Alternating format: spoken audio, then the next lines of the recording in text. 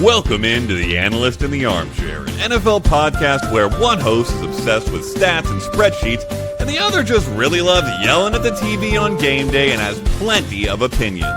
Together, Michelle and Nycole dive into player news, weekly matchups, and all the storylines you'll be talking about with your friends. Whether you're a hardcore or casual football fan, they've got something for you. Welcome into the Analyst and the Armchair. This is Michelle. She is the Analyst. I'm Nycole, and I am the Armchair.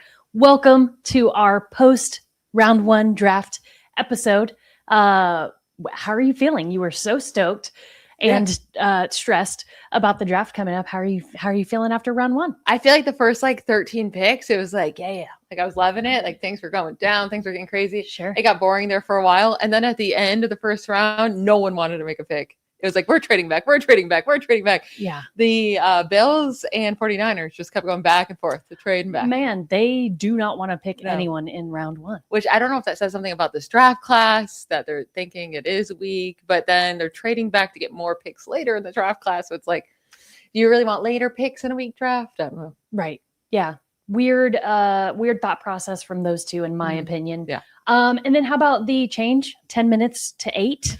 It was drastic. Right. Yeah. I mean, as a casual, I was sitting on the couch doing nothing person. Yeah. I was like, great, keep them coming. Uh-huh. Whereas, you and Kate were. Yeah, you even still fell asleep by pick 15. Well, you know. took a little break. 15 through 20, took a little cat nap. I took a little rest. Yeah. So, and that was the perfect time. Yeah, it really was. It really was. So we're going to get into just discussing round one a bit. We won't talk through every single pick, but we'll highlight some of the bigger picks. So we'll just jump in. We all knew Fernando Mendoza going number one. No surprise there. So, and I mean, a good pick. So don't feel like there's a lot to say. We'll see. Something we knew was going to happen in January. Right. As soon as Indiana played their national championship game and it wasn't too big for Mendoza and he took over. And I feel like it really was as soon as he had that rushing touchdown in the national championship game and really was put the team on the back of his, or on top of his shoulders. It was like a done deal. Yeah. Totally. It was the right pick. We don't know if he's going to be great, but it was the right pick. It was the right pick. Very excited for him and his sweet little family. Yeah. So very exciting there. So then we get to number 2 pick. And I don't know that we thought we would know what the Jets were doing because they need everything and their mother, right? And they go defensive end with David Bailey. Yeah, and it was a surprise, right? I mean, it's been back and forth the last couple of weeks if they're going to take David Bailey or were they going to go Arvell Reese, another edge, but slash linebacker as well. Reese was the guy with way more potential. And David Bailey was more the safer pick. But at the same time, I think the Jets did it wrong. Okay. Because it's like Arvell Reese and David Bailey, they're not that far apart anyways in terms of even their floor. So I would go with the guy with more upside because you need to hit hard. It's not like you just need a solid player. Yeah. You need to hit hard to rebuild your team. Well, and let's discuss. The Jets did have 2 other picks. They traded for one of them. Yeah. They traded back into the first round. So they took at 16, Kenyon Sadiq, tight end. And then they also took wide receiver Omar Cooper Jr. So tell me just kind of your thoughts overall of what the Jets are doing here. And do you think it was good by them, or do you feel it was just not enough for what they've got going on in New York? Listen, they definitely upgraded, right? I think overall, when you come away with a new edge rusher you're excited about, a wide receiver you desperately needed, and then another offensive playmaker in Kenyon Sadiq, you can't hate on it. But again, I think this would just look so much better with Arvell Reese there at the 2nd overall pick. And then with Kenyon Sadiq and Amari Cooper. The Kenyon Sadiq one is so hard because they just took Mason Taylor last year in the 2nd round. And Sadiq and Mason Taylor, they're different prospects. And Sadiq is obviously a much more highly respected prospect. But Mason Taylor already led this team last year in receptions as a rookie. It was not many. It did not take many to lead. And obviously Garrett Wilson missed half the year. So he wouldn't have led if Wilson was there. I just feel like the Sadiq pick, they got that pick for trading away Sauce Gardner. If you're going to trade away an elite cornerback, and then you take a tight end And I personally, I'm not getting the Kenyon. Like, I know teams were like obsessed with Kenyon Sadiq. His numbers weren't necessarily there in college. And again, that doesn't matter all too much. There's some plenty of tight ends who end up being good without great college production. But I don't know. Like, it just wasn't. You have so many needs building around a tight end. Is that really how you want to go? Well, I would have liked to see them grab 2 defensive folks. Yeah.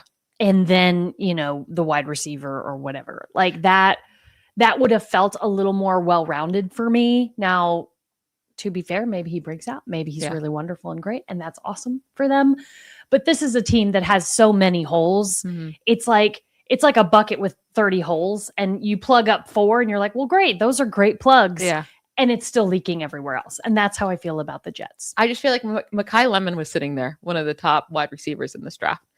That would have made more of a difference for me in this than they clearly were looking for a wide receiver. Anyways, they traded back up into the first to take Omar Cooper. Yes.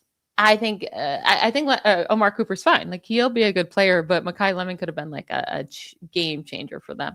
Totally. So I would have rather them take him at 16, maybe look at a different position at 30, or not trade up at all and not waste more picks. But yeah, well, we will get to that Lemon pick here in a few. Yeah, we will. I love it. Let's get to number 3. You were not excited about this pick for fantasy implications, but it was running back Jeremiah Love going to the Cardinals. It just doesn't make sense to me. Okay. This feels like did you not just learn from the Raiders? Right. They don't have a good offensive line for run blocking. Mm-hmm. They don't even have a quarterback at the. I mean, it's Jacoby Brissett, I guess, but he's complaining about money and he wants more money. Right. And then you have so many needs, and you take a running back. He's not going to fix your record whatsoever. And is he going to be quote unquote stale like Ashton Genty was last year with the Raiders? Yeah. Right. Of just like. You're like, man, they're not throwing this guy the ball. He can catch the ball. Yeah. Try that. But they didn't do that till like now they should do that through the season. Brissett did. I mean, the Cardinals has always been a team. I mean, they're a totally different team now with coaches, but they should be utilizing their running backs in the passing game still. It won't be a ton because they have good wide receivers and Trey McBride, but Jeremiah Love should, I mean, if they take him 3rd overall, they better utilize him as a complete workhorse. But why sign Tyler Algier to a $5 million a year contract? Right. Why restructure James Conner and keep him? Like, now they have James Conner, who's older. Like, okay, cool. He's there for 1 more year max. Mm-hmm. I'm not saying you can't draft another running back because you took Tyler Algier. Sure. But like 3rd overall is crazy to me. I thought this was all a smokescreen. I really did when they were saying they like him. I thought they wanted to move back so bad. I thought they were trying to get a team to move up to take him. That's not the case, I guess. It's not. So, I mean, like, to your point, we'll see how it goes. I think I agree with you. Imagine being Tyler Algier, where you finally got away from Bijan Robinson. and now you're going to play behind this guy. Yeah. Yeah. So, I mean, sucks. Guess he's making the money no matter what. Yeah. So, but he probably wanted the chance to actually shine. That's probably why he signed with the Cardinals. Like, okay, I have a chance to start here. Right. I just have to beat out an old James Conner. Right. And now, no, they just spent a 3rd overall pick on a running back. Goodness. Well, then the Titans then had to go with a crazy pick too. So then the Titans come in at number 4. And I think we were at this point inundated with picks because then they start rolling at this point. Yeah. And then you're like, okay, who are the Titans going to take? And kind of shockingly, they take wide receiver Carnell Tate at number 4. Mm-hmm. How do you feel about this pick? I think it's a good pick. Okay. Now, I think they're fully expected to take Jeremiah Love. I think that's who they wanted. But either way, they decided we need to build this offense around Cam Ward. Right. I think that's the right thing to do.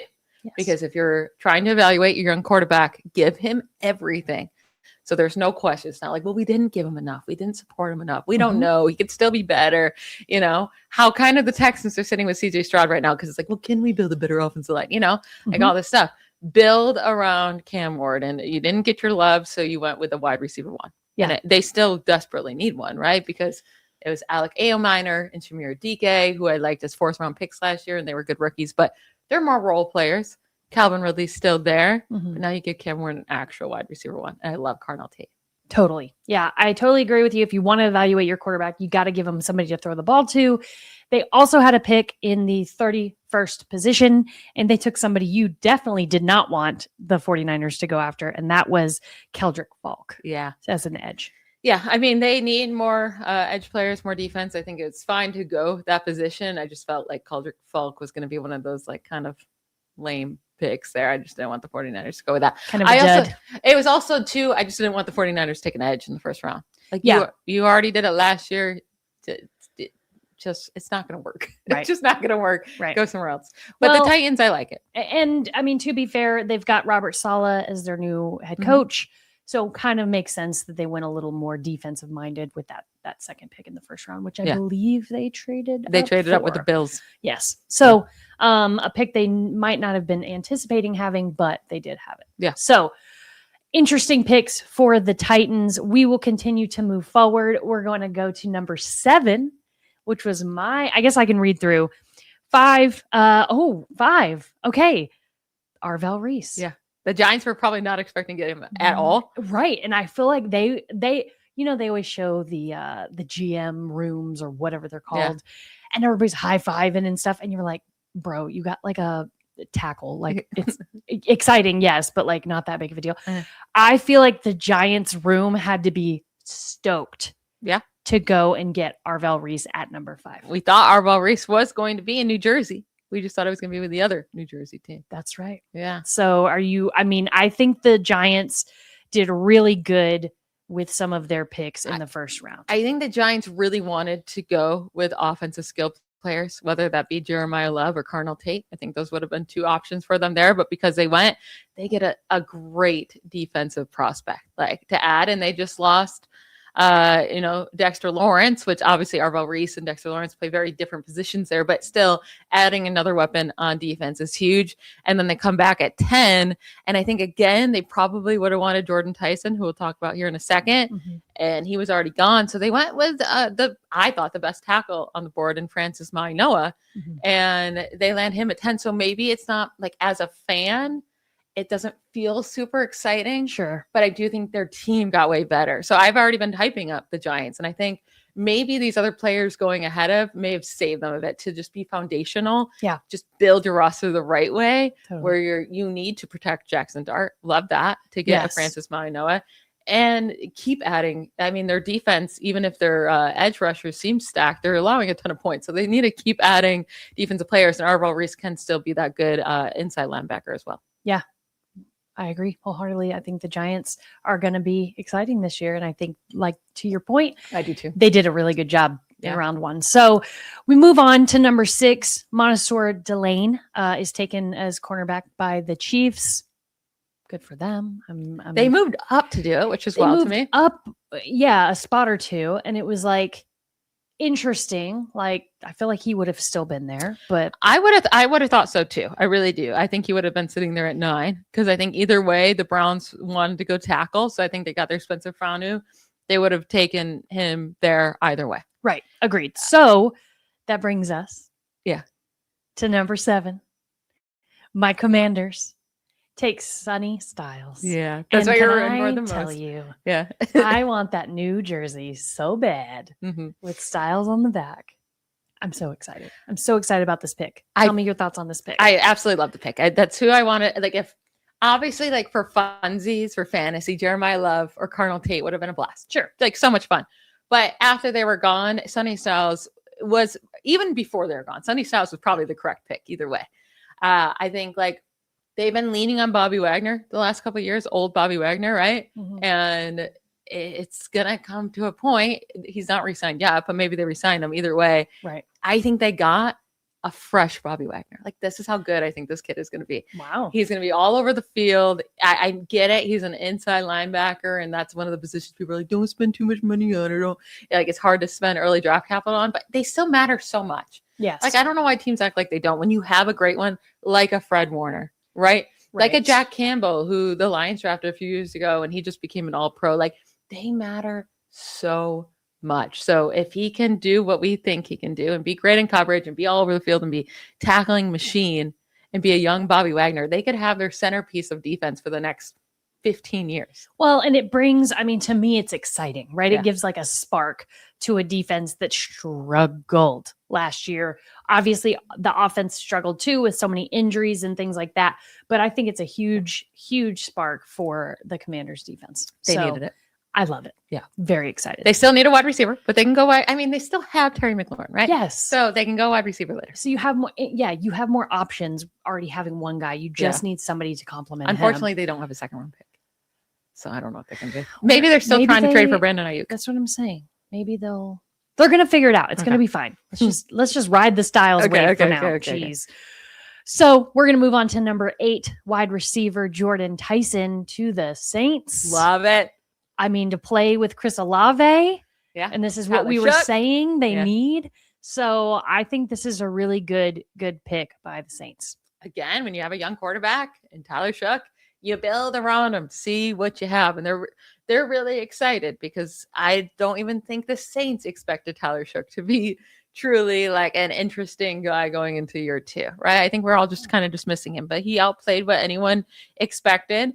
And that was with just Chris Olave and Juwan Johnson last year. Give him Jordan Tyson, who I think could actually be a better wide receiver than Chris Olave pretty soon here. I mean, Tyson is the wide receiver 1 in this class. It just comes down to if his health can hold up. Yeah. And I mean, that's an issue with Chris Olave too. So now they have It's two. a gamble. Yeah. It's a gamble for sure. But I think with those two guys, Tyson and Olave, and if Shough can actually grow from last year, the Saints might have an offense. And signing Travis Etienne. Yeah. Still got to see what they're going to do with Alvin Kamara. They still have him. Weird. I guess he could. I don't know. I mean, I can't imagine another team being like, let's go grab Alvin Kamara. And the issue is Kamara said he'd rather retire than be on another team. He said this like a couple of years ago. Maybe he changed his mind. But so I wonder, I mean, depending on how much he cost, do you keep him as in case? I hate that for Etienne. Just give Etienne all the work. Sure. I'm just saying, if Kamara's on the team, they're going to give him snaps. Ugh. I guess we'll see what happens with that. But very exciting for Saints fans, I think, for this year, especially the way they ended last year. Yeah. So we will skip down a few positions to number 11. Safety Caleb Down goes to the Cowboys, which their defense was terrible, is terrible. So much needed person in this position for the Cowboys. What are your initial thoughts? Yeah, I mean, Caleb Down's also one of the top prospects in this draft. But again, it's because it's safety, he doesn't go top 5, right? The linebackers, the safeties, it's harder to value those positions over an edge or, a tackle. Or that's why Jeremiah Love at running back was so crazy at number 3 to the Cardinals, because like they have so many other needs and it's just not a positional high value position. But with Caleb Downs, I think the Cowboys really got a great one here. Yeah. Yeah. He can be like, he's being compared to a Kyle Hamilton type of safety coming out of school. They did move up one spot with the Dolphins to make sure they can grab him. And the Cowboys had the worst pass defense in the league last year. Yeah. They really needed to add to that secondary. And I think they got the best secondary prospect in this draft. I know like the Chiefs took Mansour Delaney, but I think Caleb Downs is the best secondary in the draft. Okay. Yeah. That's a hot take. I feel like. Yeah, I don't think so. So I actually don't. I think maybe the Chiefs are I think the Chiefs picking Mansour Delaney is fine. It's just, I don't get why they traded up and then Caleb Downs was right there. Okay. All right. Well, we'll see. 2 teams that we don't really love that much. Yeah. So maybe they'll both be a bust.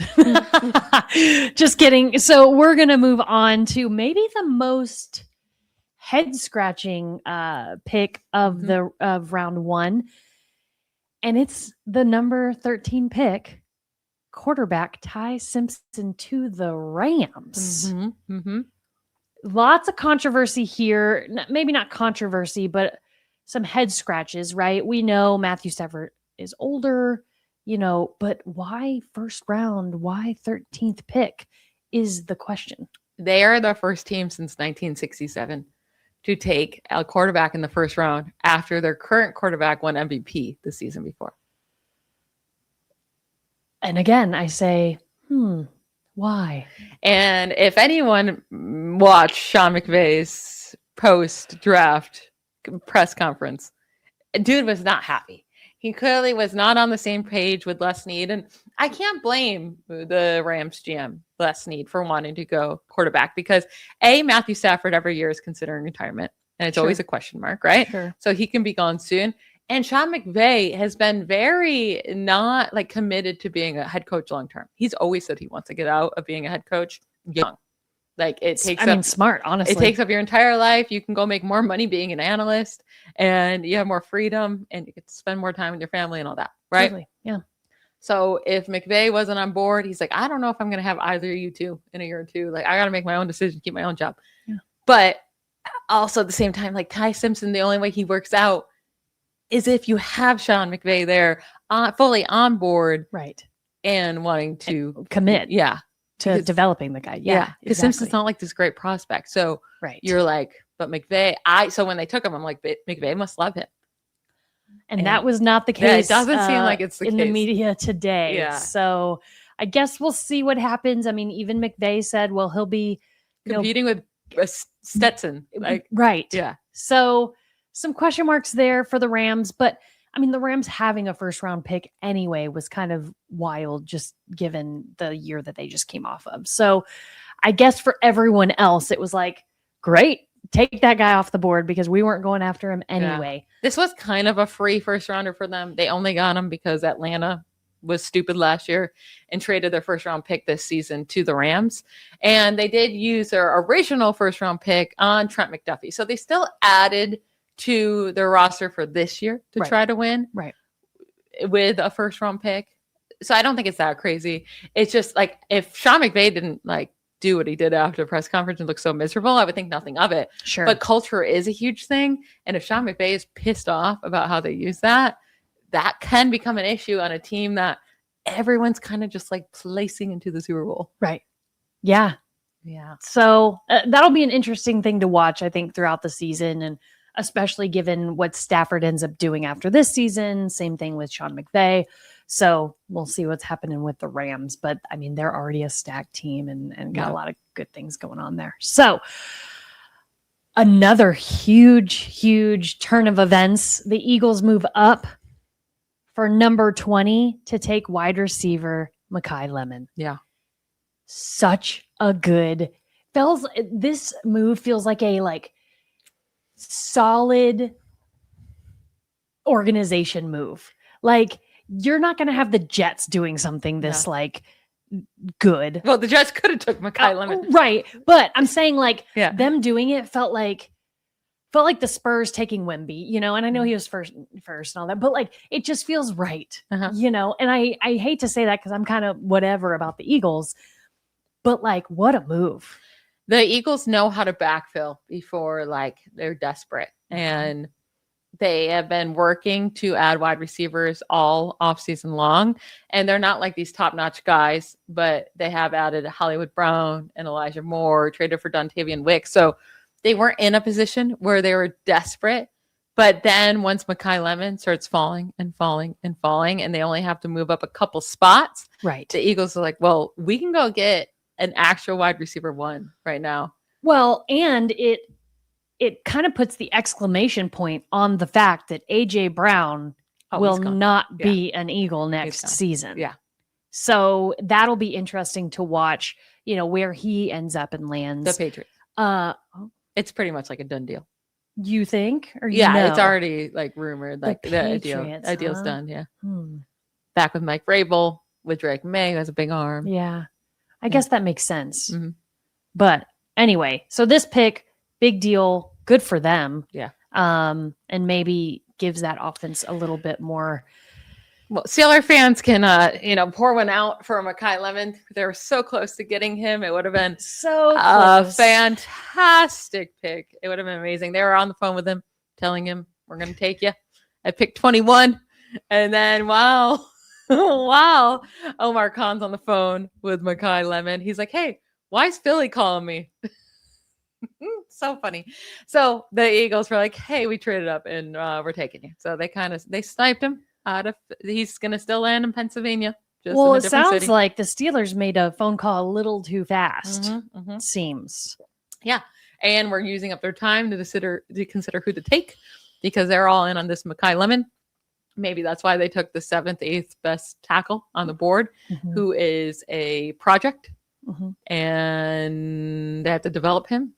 Yeah. And they need him this year because they need a tackle. Well, and sure they need a tackle, but their defense, I could have swore they were going to take a defensive guy. And there was a lot of defensive guys they could have taken. I would have loved Dylan Thieneman, safety, but the Bears ended up getting him a few spots later. Everyone's been on this wide receiver train for the Steelers. They just traded back-to-back off seasons for wide receivers, and DK Metcalf and Michael Pittman Jr. are paying them both.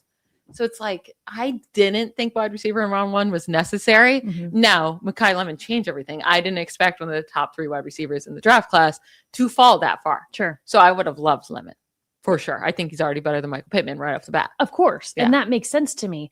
But then you don't get him. Yeah. And so to me, you have to go defense. Yeah. Like their defense was embarrassed a lot this year. They also don't have a tackle though. They don't have a starting right tackle right now. They also have a quarterback that's 49 years old. They don't even have him, unfortunately. Well, they don't even have a quarterback. To have a quarterback that's 49 years old. I just made that up. I don't think he's 49. 42 or 43. Might as well be 77. I don't know. But it's like, so you got a guy to protect no one? It's to protect Aaron Rodgers. I know what it's for. I'm just saying, I did not like that pick by the Steelers. Because Broderick Jones has a serious neck injury, and it happened last year. And then he just had a setback, and he might not play at all this year. Yeah. Even when he was playing healthy, he wasn't very good. Right. So they do need offensive line. I just hate that it was like so rushed. And unfortunately, maybe they're looking, I think they got sniped back-to-back picks or maybe like 3 of the 4 picks before them, because Blake Miller, tackle, goes to the Lions. I think he was in consideration for the Steelers. I really, really wanted Monroe Freeling. He went to the Panthers at pick number 19. And then Mekhi Lemon obviously would have been the very exciting pick, goes right before them. So I think they got sniped over and over and over again. But then at that point you move back.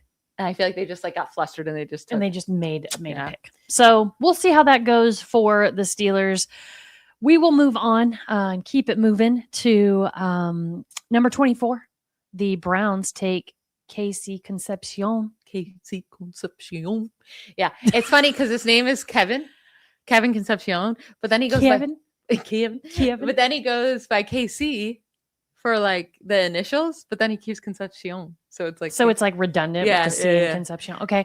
Well, I'm going to call him KC because that's a lot easier. Although I just really want him to go to KC. Right. It would have been so easy. Yeah. So Browns take a wide receiver, which probably a good call, right? Because Shedeur Sanders, if he's the starting, I assume he's going to be the starting quarterback, is only throwing to who? Jerry Jeudy, I guess, these days. Well, Harold Flannon Jr. is a rope. Harold, exactly. Yeah. So I think honestly, good pick. It's good pick. They needed a wide receiver. My thing with KC Concepcion, I did like him. I like him coming out. He has dropsies issues, which the Browns don't need more of that, especially when you have a guy that's not the most accurate.